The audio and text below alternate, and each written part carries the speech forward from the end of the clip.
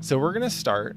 I know for the chip drills, I had spent a little bit longer on reviewing some of the warm-ups than I wanted to. So we're going to try and move through these a little bit quicker, but hopefully it's not stressful. Remember, if you aren't getting these right on the first time, it's okay. You can practice as much as you want. You are the only one in training mode right now. No one cares if you mess up except for you, so you don't have to worry. It's okay to mess up. The goal here is to just spend about 30 minutes in training mode. So we're going to start out practicing just 5p, 2p, 5p, 2p. And the thing, you're probably not going to use the string very often, but what you want to do is get used to returning to neutral and then going back down over the course of a single combo, right? So just like this.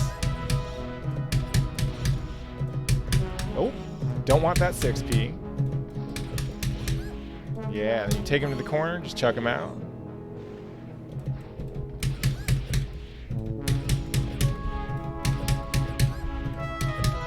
Skullgirls has probably the most full-featured training mode, some of the most well-thought-out UX, rollback netcode, amazingly animated characters, and really just strong attention to detail overall. I would say more slept on than Plus R in a heartbeat. Just 5p, 2p, just 5p, 2p, 5p, 2p, over and over and over. We'll do one more lap.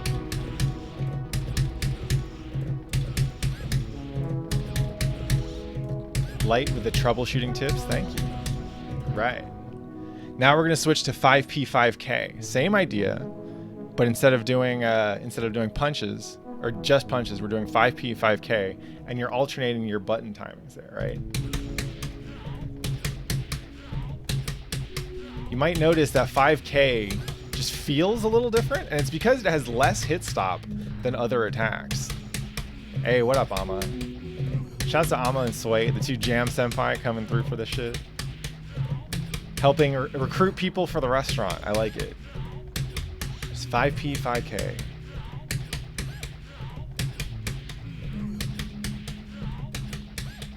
All right, we'll do one more lap.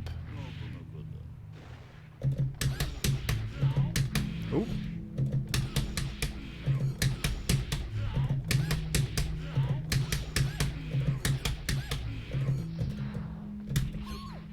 And just take him coast to coast one more time, baby. That's what's up.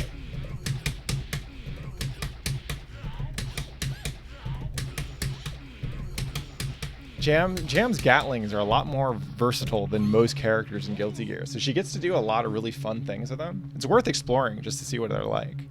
Okay, so now what we're gonna, oh, we got the level 1 hype trainer mode. That's what's up, thank you.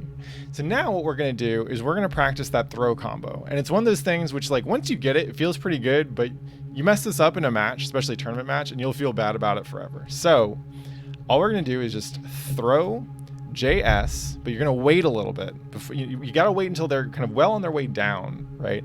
JS, jump cancel, JS, JH, 623K, 214K. It's that easy. Well, I say it's that easy, but I'm probably gonna mess it up the first time we do it. Oh, we got it! Thanks, Trips, I appreciate it. Oh, missed the Geki at the very end.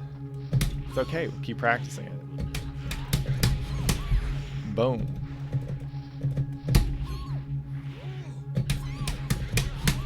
Ooh, I guess I'm a little early, I think, on canceling out of the DP into Geki, maybe? I don't know. This combo can be kind of tricky to get the full hits because a lot of it depends on the main thing that you have to control for is where you're hitting them in the launch arc, right? But if you turn on, we'll go ahead and turn on recovery for this just so you can see. You have a while before they actually tech out, right? So they can fall a lot further than you think. Now, some of this is dependent on how heavy the character is. So if you're practicing on a lighter character, then the launch trajectory will look a bit different. But the thing that I've been doing that's kind of helped is after the kick, right, the launch, you can just count 1,000 and then jump, and you should be able to finish the combo pretty cleanly from there. 1,000. See, just like that. Don't forget to do both sides now. Oh, I think that was too early. Yeah. 1,000.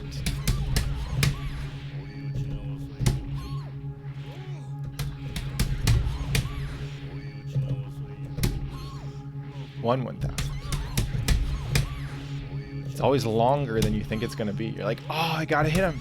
I got to hit him. But you don't. You can wait. Whatever tricks you find.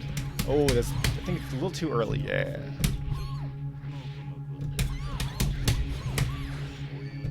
Also, Trips, I appreciate the props.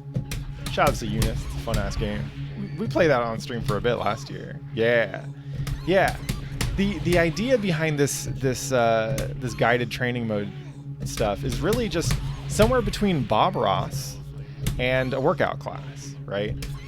It's like people know that they'll get better by just practicing the stuff in training mode. They know that it's an important part of their routine, but without a little help getting to training mode to try stuff out, it can be hard to feel motivated to actually do it. But here, all of us are just working together. It's like a yoga class, right? We're all here just trying to get a little bit better. Doesn't matter what the person next to you is doing. In most cases, you probably don't have anyone next to you anyway. It's fine. We're just doing this stuff. Go ahead and keep on practicing this throw combo. Okay, so now what we're going to do, we're going to keep on doing the throw combo. Oh, we're going to do a lot of the throw combo. But we want to practice setting up the throw as well. So the first thing we're going to do is we're going to set block. We're going to set it to everything. Set block switching to enabled, block type to normal, and recovery on backward is fine. And what we're going to do is we're going to do run up 5K, and then you wait a little bit after the 5K, and then throw. And you probably, jam players tell me they don't do this, but it's a good practice to when you're going for a tick throw like this, to option select the throw with forward slash and hard slash like this. So it's just like that. And we're going to go ahead and do the throw combo. Again. Oops. See, that way, if you do it too quickly, if there's still throw invuln, then you'll get close slash instead, which is a pretty good button. And once you get to the corner, go ahead and throw them out, do your combo. Oops. Maybe don't do the combo. Let's just make sure. Yeah. 5K throw. That's it.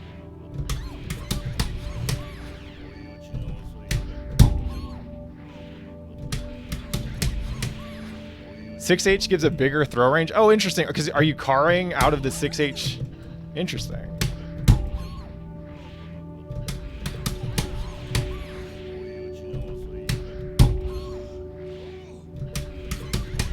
That's fucked up. Chip doesn't get to do that. Why y'all get everything, huh? Mobility, health, and fucking damaging mix? God damn. It's a bigger grab range than Potemkin? Yeah, fuck Jam. I'm going back to doing Chip warm-ups. Yeah, just 5K, tick, and then throw. Oh, didn't want that region, but it's okay. As a budding jam player, you will learn the beauty that is region. And yeah, Trips, we've been doing warm-ups here mostly for Chip. We've got one other jam one, but the goal is to cover as many guilty characters as we can. I think this stuff is important. All right, we'll do one more throw combo real quick. Oh. Okay, so now what we're gonna do, we're doing 5K throw, but if you'll notice, Slayer has to block low. Right? Everyone has to block 5K low because it's a low attack, right? And if you block 5K low, that means the 5P will whiff. Normally, we don't want that, but in this case, it actually kind of comes in handy for timing a tick throw, right? So we're going to do run up 5K 5P and then throw.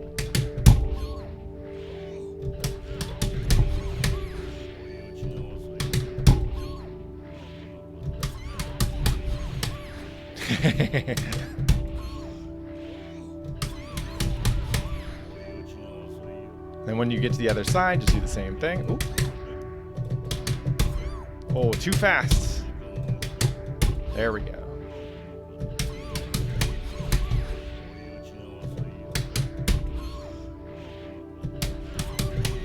Oh, and Sway saying 5K, 5P, 5K is a frame trap. That's fucked up. Yeah. And one of the reasons this is tricky is because, like, when people are yeah, you can't really react to tick throws in this game. What you're reacting to is the setup to the throw. And that's why this is tricky, right? Because the 5P whiffing, like, it takes a little while to realize that you're not going to get hit by that 5P as the defender, and so you could have mashed on them, right? Ooh. Ah, fucked up the jump. All right, just keep this up. 1 or 2 more laps.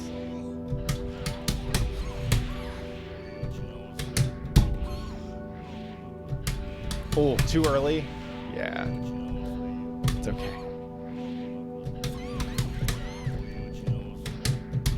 If you mess up, it's all right. Don't worry about it. Like I said, it's training mode. Training mode is here for messing up. You see me messing up all the time. Every mistake you make in training mode is one less mistake you'll be making in a tournament. And yeah, alternating between meaties and tick throws, it sounds a lot like Jam. I think that's a core part of her mix. Meaty, throw, frame trap, all of it. Oh. All right, so the next thing we're gonna do now that we've got the 5P, 5K, we're gonna do 5K, 2K run up throw, right? Now, why would you do this? Why do 5K, 2K? We already have multiple like tick throw setups, right? Isn't this enough? Jam players, why would you possibly need even more than this? Well, there's a good reason. And that is, if I 5K and I start setting stuff up, whether it's a frame trap or a throw or whatever, the other person might want to try to backdash, right? And if they try to backdash, now normally if I go 5K, 2K, this is a combo, right? Which means that if they just block, they're stuck blocking the whole thing. But if they backdash, they have to stand up in order to backdash, right? And so even if they try to backdash this because they're anticipating a throw or a frame trap or whatever, they'll get caught by the 2K actually, which is hilarious because they're still in block stun, so they can't start their backdash, right? This isn't a frame trap. We're actually canceling here.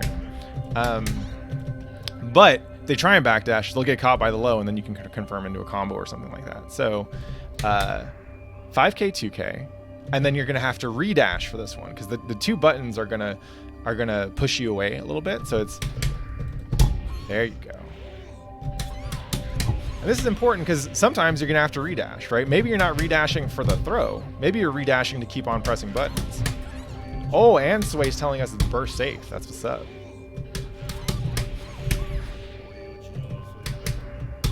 Ooh. Nope. Messing up my redash. I was pushed out a little far. Taikui asks, is jumping or backdashing a better option for avoiding tick throws? It really depends on the situation and your character.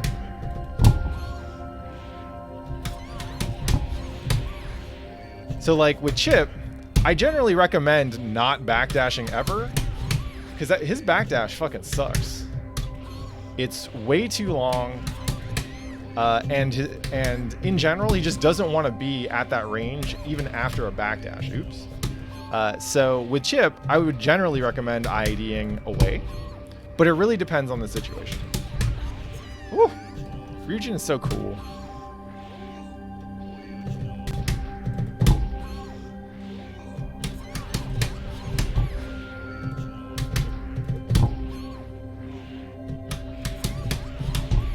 You also may notice if you're running at Slayer or whoever, when you set this up, you're gonna have more run momentum, and so you may not have to redash, right? You can just wait a little bit. Well, I think that was probably too far. Let's see. I think if you're engaging at a good 5K range, then you probably still have to redash.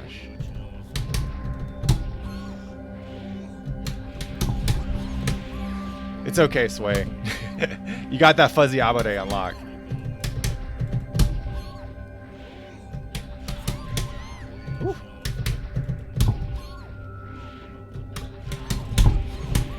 All right, so now we're gonna switch it up. We've done a whole lot of tick throws. Now we're gonna see, hey, what if you actually get the hit rather? So we're gonna switch block settings to none. Everything else is fine. And we're gonna do 5K, 2K, close slash, 2H, 2D, into 2-2, and then whichever charge you want. We're gonna go ahead and charge S, right? Just a simple B&B. Ooh. Oh, I fucked up. I fucked up real bad if I got Kenrou. Holy shit.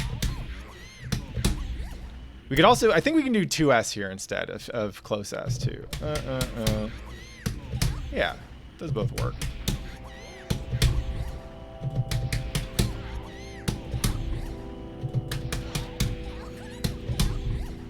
Just get used to this B&B. It's not the only one, of course. Depending on where you are and what situation, you might want to start from different buttons. The 2K in particular does a lot to scale the combo, so you might not always want 5K into 2K. Sometimes you don't let the 2H hit for both hits if you're pushed out a little more. But this is all stuff you'll get a feel for in time.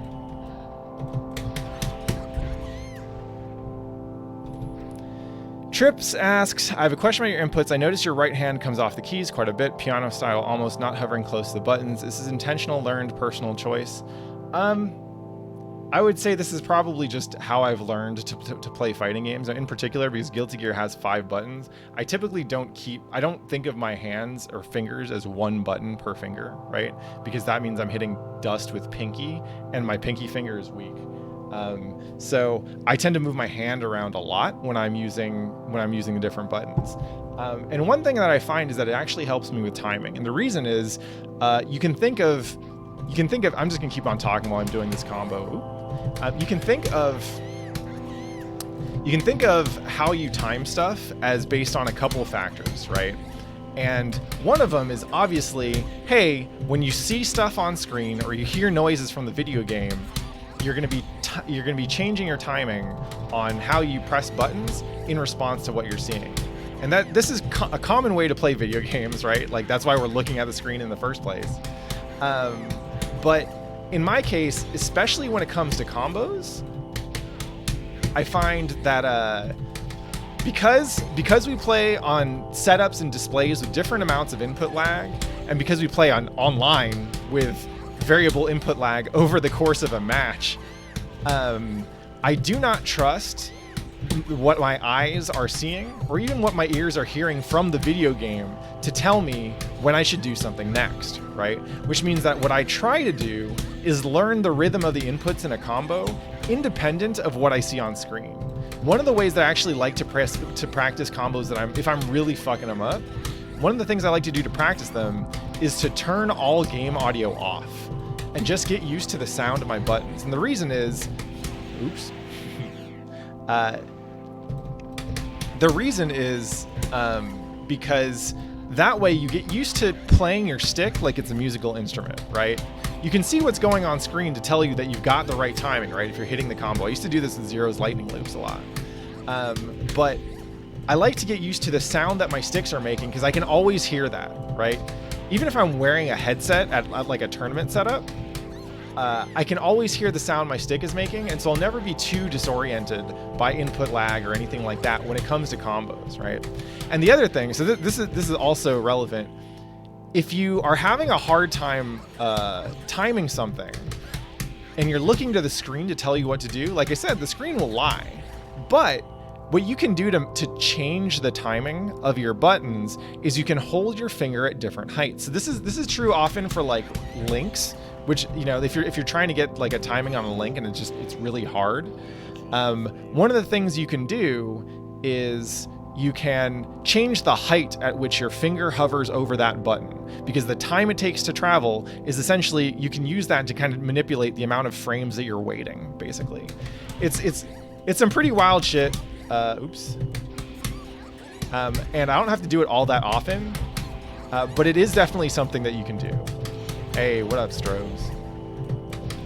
Yeah, remember, your hands are learning stuff. So you gotta use your hands, you gotta use your ears. Those are gonna be their two truest feedback mechanisms. All right, now what we're gonna do next is we're gonna switch block to random. We're gonna keep on doing this drill, and the idea is you're gonna do 5K, 2K to start, and if the dummy blocks it, then you throw, and if the dummy doesn't block it, then you go into the combo.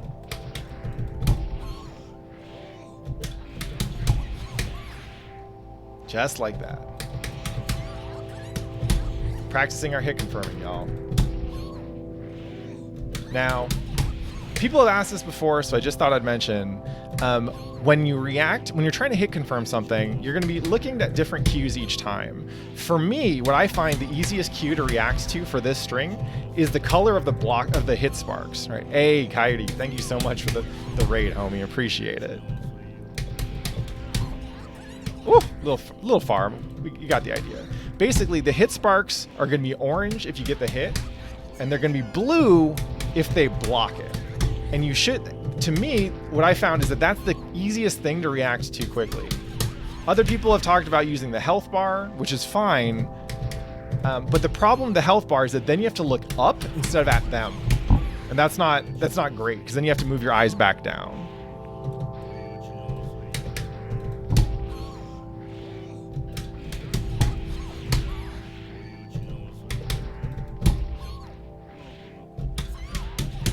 So the thing is that since in most cases you're not trying to optimize for volume of inputs per second, right?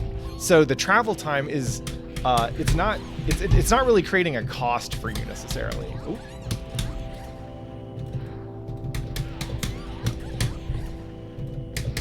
Ooh.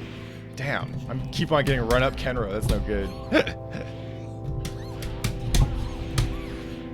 I spent a little bit longer on the review than I'd like, so we're gonna move on real quick. And today, hey, what up, Wabbit? Good to see you. Today we're gonna try doing some IAD stuff. So IAD, some of the drills that Amma called out involve essentially Jam using her kick specials off of instant air input. So we're gonna practice these. Now, I am not good at these, so we'll be learning together, and if any of the Jam Senpai in the chat can help me out, I would very much appreciate it. So the first one is IAD Geki. You can do 956 for the IAD, and that is, it is notable because you do have to return to neutral in there, right? Yeah, burn all your cards before you do this, that's right. Yeah, you want to practice this without cards. So it's 956 and then 214K. Oh. There we go. So the idea is you're not going through with the full IAD, right? And normally when you do an IAD, you can't actually do attacks that quickly, right? Oop. You know you got it right when you drop right away. That's right. So normally her air Geki looks like this, right? And essentially because we're doing it during the air dash, you don't have that pop-up, which means you can actually do it kind of low to the ground. You want help to buffer it, do it from a far S. Oh, interesting. Okay. Let's try setting block settings to everything. Ooh. Oh, so the 2K means I'm pressing the kick too early. There we go.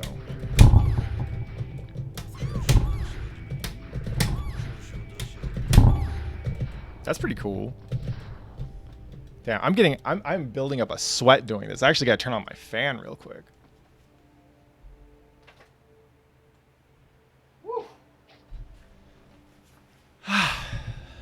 All right, we're gonna keep this up. Far S into IAD Geki. Oh, also getting some parries in there. Ooh. Yeah, pressing kick too early there.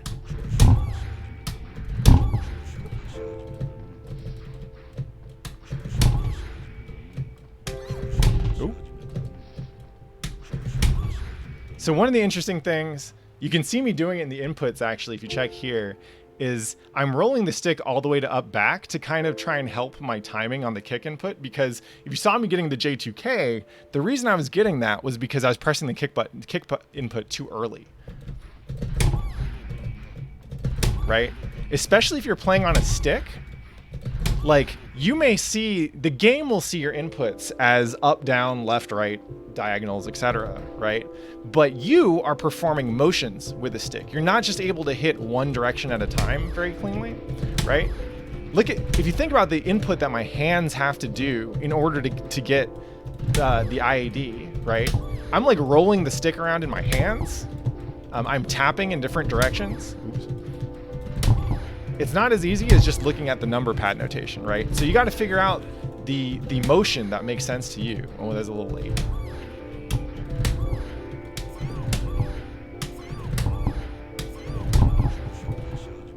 And remember, even if you can't get it, figuring out what's going wrong by looking at what you are getting is really important.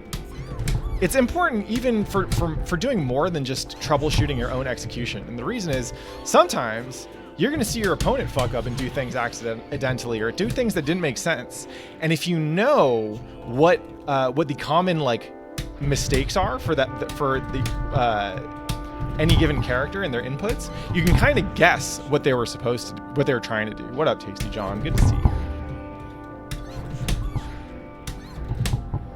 Soul Strain, I think if you're getting the Geki, then it's fine.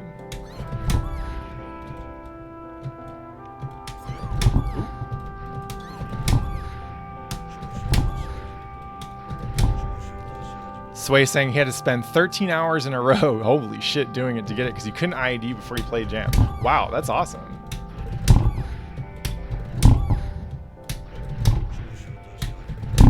Oh, too early? Yeah. Oh.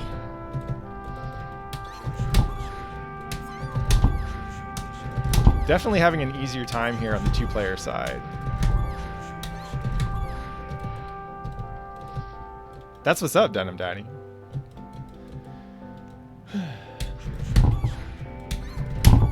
Go ahead. Oh, try. See if you can. If we can finish a back and forth without messing up. Oh, it's okay. This is our first time doing it. And don't forget, you often have to delay your IAD a little bit to get it cleanly. Yeah, I think I'm delaying it on the 2P side, but not the 1P side. This is better. Yeah. Ooh. Oh.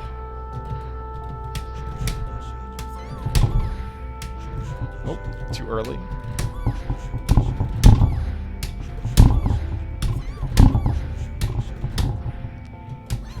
Oh, we'll get one more good one, and we'll switch to the next thing. Nice. All right. Now we'll try doing it backwards. That's going to be 7 for up back, then 5 because you're returning to neutral, then 4, then 2, 1, 4K.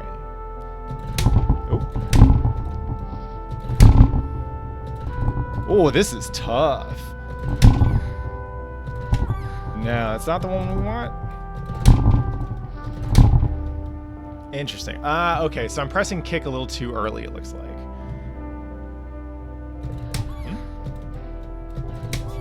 Actually, let's try it on the other side first. Sway saying backwards is hard as hell. Nice. Good to hear it. So one interesting thing about this motion, right, because it's requiring a lot of backward inputs very quickly. I won't be surprised if I'll do it better on 2P side than on 1P, because if you look at my hand, when I'm doing this stuff on 1P, I'm only using my thumb for these inputs, right? Ooh.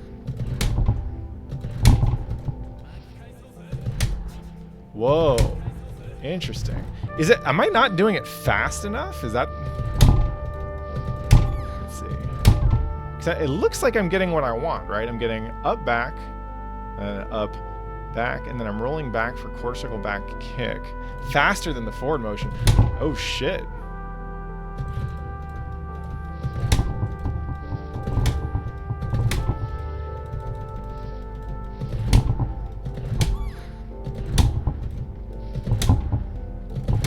Woo! Well, we're getting fadeaway J2Ks. Let's see what the 2P side sounds like. Yeah! It's because I get to use more of my hands here.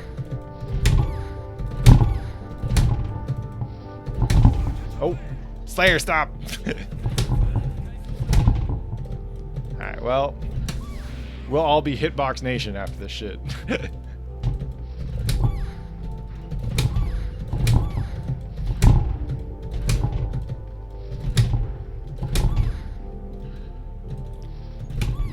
Yeah, so it's nice that at the very least, being able to do it somewhat on the 2P side. Oh boy, this is hard. Gives you an idea of what the timing is supposed to be like, right?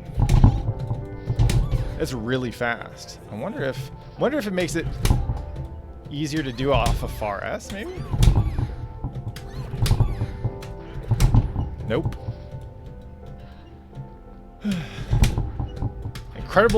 Incredibly powerful defensive tool. Interesting. I never thought of jam as having to defend.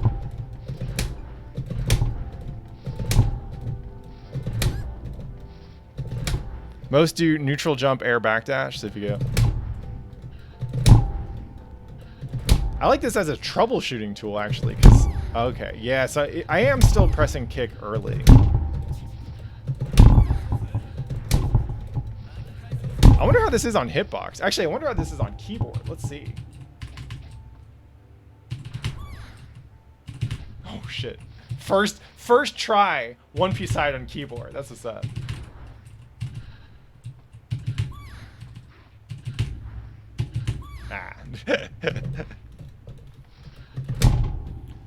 So thanks for that tip, Sway, because actually what that means is you can, so we're trying to work our way up to being able to do an IAD backdash, and we can't do it yet. That's fine. But what you can do is you can practice it off neutral jump backdash to basically segment out this part of the timing and get a feel for it. And then when we're ready, we can try and integrate that back into IAD.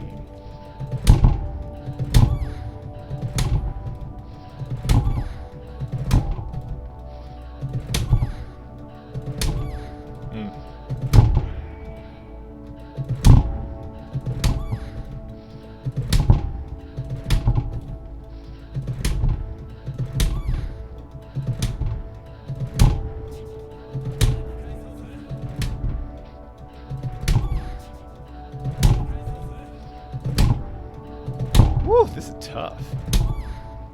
There's a very distinct sweet spot between when you can get J2K and when you can get so J2K is one fail case here, and the Geki that pops up in the air because it wasn't part of the IAD is the other fail case.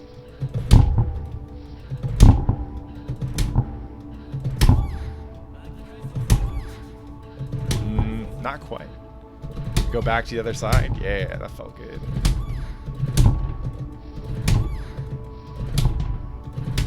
Woo!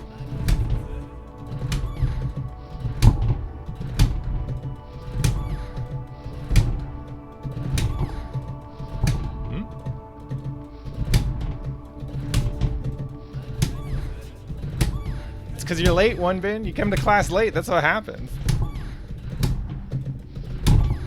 There we go. All right. Well, we tried out some of that. We're gonna try one more IAD kick, and that's IAD Kenrou. This is, you're going forward again. It'll be 956 for the IAD, and then 236K, which normally would be the input for Ryujin, but because you started with 6, basically what you get in the middle of that is the 623. So we're gonna try it out. I've tried this one before. This one fucks me up. What up, Yusuke? Good to see you. So IAD into DP. Oh, that's what's up. Let's see if we can do it off. You're supposed to do it, this one off of far S, right?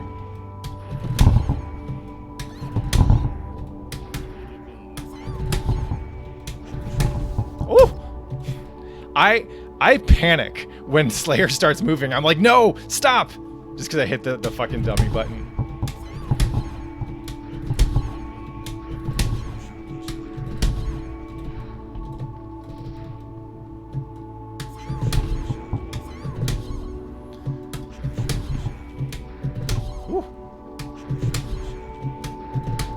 So Dolphinian, if you're getting Geki but you hop up, basically you're not doing it early enough. And so what happens is you're doing it after the IAD phase is over.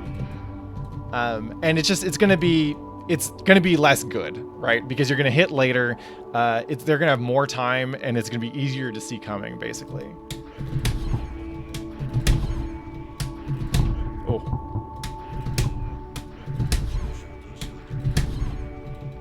All right, well, IAD Kenrou is at least a little bit easier, but yeah, you definitely have to do this pretty fast, it feels like. Ooh.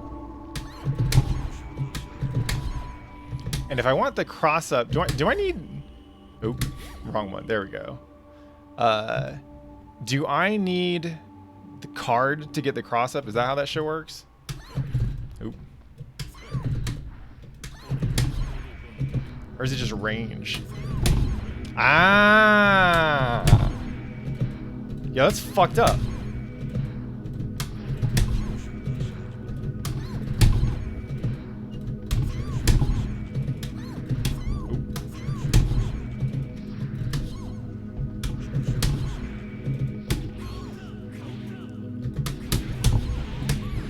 Why are they called cards? Yeah, in the old games they used to look like cards instead of the stonks.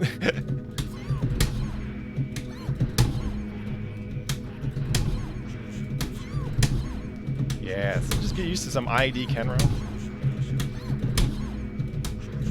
You know, when you want just a little casual jump cancel, a little left-right mix-up.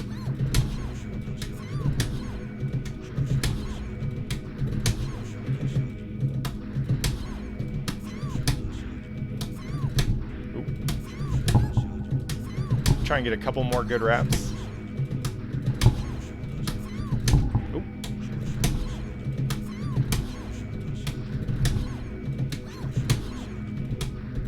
This isn't an overhead? Well, that's good to know. I definitely thought it was. Oop.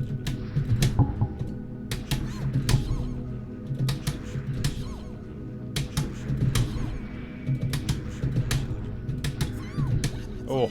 My hand's getting tired now. Get a couple more good reps.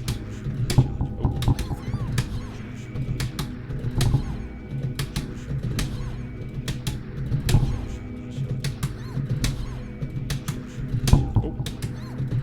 One more on the one player side and we'll go. Ooh. There we go. All right. Well, it's been about 30 minutes. My arms are actually kind of tired from this, so we'll go ahead and stretch it out. Go ahead and get a drink of water. Good job, y'all. We just spent 30 minutes, a little more than 30 minutes actually, practicing some jam stuff. Go ahead and stretch your necks. Stand up, shake it off. Stretch those wrists. Thank you so much to Amma and Sway for coming through and helping us answer these questions about this mysterious character.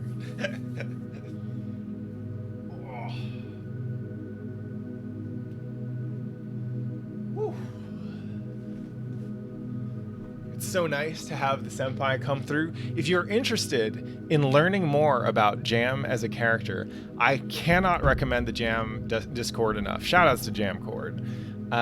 She's a fun-ass character. The people who play her are also really cool. Not the smartest of folks, but very, very nice. And honestly, Jam Discord is super welcoming in my experience to new players. Yeah, Jam players are just super nice. They're always excited to see new prospective Jam players. And their new player resources are fantastic. There's a guide that's just, it's like 15 minutes of like basic pressure stuff. There's a PowerPoint that just explains like bit by bit everything you need to know for the character. The Jamcord is hands down one of the sweetest places to be on the internet. And, I highly recommend Jam and Jam players. Seek them out, hang out with them. Maybe they'll make you some fried rice.